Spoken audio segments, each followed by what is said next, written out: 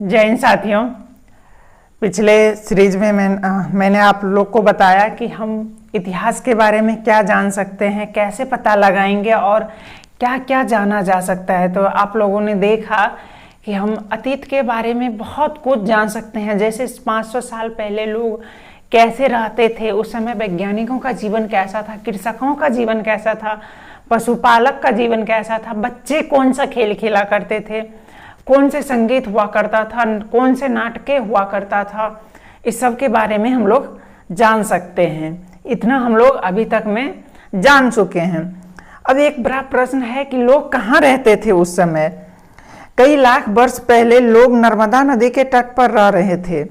यहाँ रहने वाले आरंभिक लोगों में से कुछ कुशल संग्राहक थे जो आसपास के जंगलों की विशाल संपदा से परिचित थे। जो नर्मदा नदी के तट पे कुछ लोग रह रहे थे, उसमें से कुछ लोग कुशल संग्राहक थे जो आसपास के जंगलों में विशाल संपदा, जो भी जंगली वस्तुएं हैं जो हमारे उपयोग की है, उसके बारे में उनके पास नॉलेज हुआ करता था। वो उन्हें समझ सकते थे।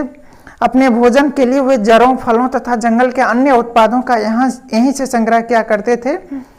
वो जो अपना भोजन करते थे वो जंगलों से ही किया करते थे, और जड़ तथा फल उस समय के भोजन थे जिनको वो इकट्ठा करते थे। वे जानवरों का आखेट भी करते थे, यानी कि शिकार भी करते थे जानवरों का।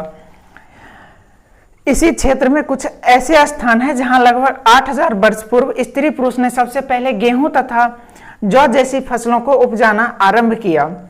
उत्तर पश्चिम सुलेमान और किरथर पहाड़ियों के आसपास कुछ ऐसे स्थान हैं जहां स्त्री और पुरुषों ने सबसे पहले गेहूं और जौ फसल को उपजाना प्रारंभ किया। उन्होंने भेड़ और बकरी, गाय, बैल जैसे पशुओं को पालतू बनाना शुरू किया। तो सबसे पहले किस फसल को लोगों ने उपजाना शुरू किया? तो गेहूं और जौ।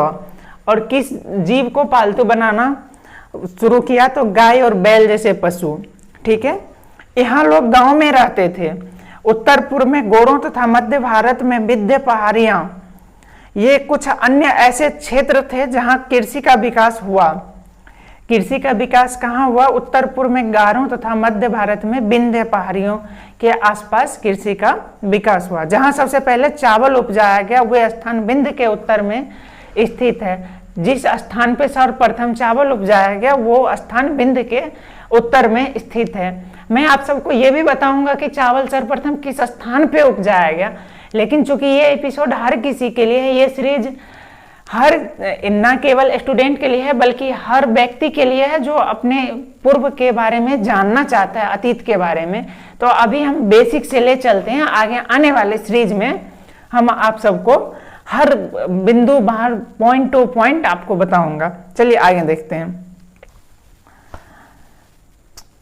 सिंधु तथा इसकी सहायक नदी कौन है, इसके बारे में अब हमें जानना है। सहायक नदियां किसे कहते हैं? सर्वप्रथम हम उसे पता करते हैं। सहायक नदियां उसे कहते हैं, उन्हें कहते हैं जो एक बड़ी नदी में मिल जाती है। जैसे कई सारी छोटी छोटी नदियां हैं, वो किसी बड़ी नदी में मिल गई तो छोटी छोटी नदियां सहायक नदी हो गई। लगभग 4700 वर्ष पूर्व इन्हीं नदियों के किनारे कुछ आरंभिक नगरे फले फूले।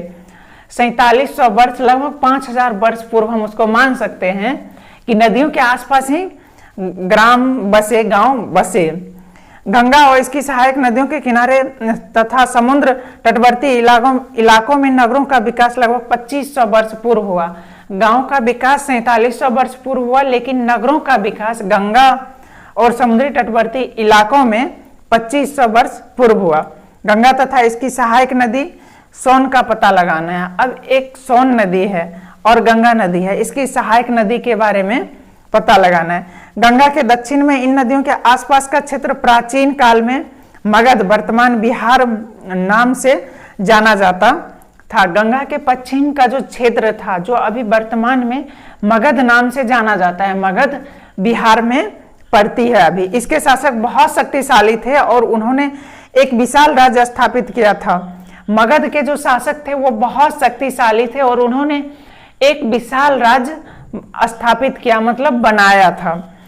देश के अन्य हिस्सों में भी ऐसे राज्यों की स्थापना की गई थी। उस समय केवल मगध ही एक विशाल राज्य नहीं था, बल्कि कई अन्य राज्य ऐसे थे जो देश के विभिन्न भागों में थे, जो भी एक अपने क्षेत्र में विशाल थे और समृद्ध थे। लोगों ने सदैव उपमहाद्वीप के एक हिस्से से दूसरे हिस्से तक की यात्रा की। जैसे आज हम लोग यात्रा करते हैं, उस समय भी लोग यात्रा किया करते थे। कभी कभी हिमालय जैसे ऊंचे पर्वतों, पहाड़ियों, रेगिस्तान, नदियों तथा समुद्रों के कारण यात्रा जोखिम भरी होती थी। जो आज भी यात्राएं जोखिम से भरी हुई है। देखते हैं अभी हाल में ही कई सारे रेल दुर्घटना घटित हुई है। लगभग 6 महीने में 8 रेल दुर्घटना घटित हुई है। आप लोग इसको एक बार देख लीजिएगा, मैं इसमें कंफर्म नहीं हूँ। उस समय भी पहाड़ों, पर्वतों, रेगिस्तान, नदियों के कारण यात्रा जोखिम से भरा हुआ करता था, लेकिन फिर भी यात्रा के लिए असंभव नहीं था। फिर भी यात्री सफर करते थे, यात्रा करते थे। अतः कभी लोग काम की तलाश में, लोग क्यों यात्रा करते थे? तो कभी काम की तलाश में, तो कभी प्राकृतिक आपदाओं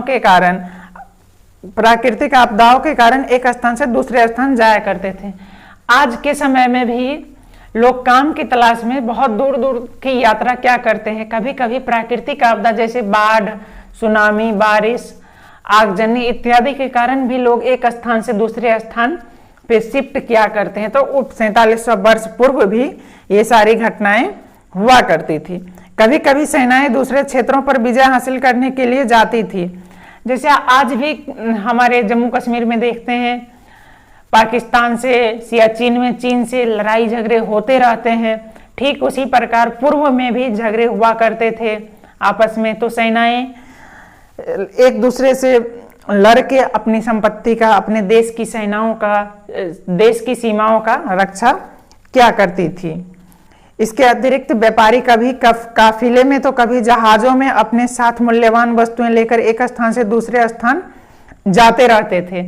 आज भी व्यापारी को देखते हैं अपनी मूल्य वस्तुएं लेके एक स्थान से दूसरे स्थान बेचने के लिए जाते हैं और उससे वो मुनाफा कमाते हैं। ठीक उसी प्रकार आज से 4700 वर्ष पूर्व भी हुआ करता था।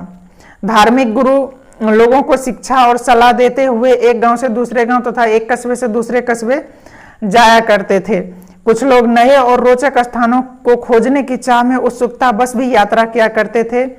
इन सभी यात्राओं से लोगों को एक दूसरे के विचारों को जानने का अवसर मिलता था। जो उस समय के धर्मगुरु थे वो लोगों को धार्मिक शिक्षाएं दिया करते थे। कुछ लोग ऐसे भी थे जो एक स्थान से दूसरे स्थान बस इसलिए सफर करते थे कि वो हर जगह दूसरे स्थान के बारे में जान सके।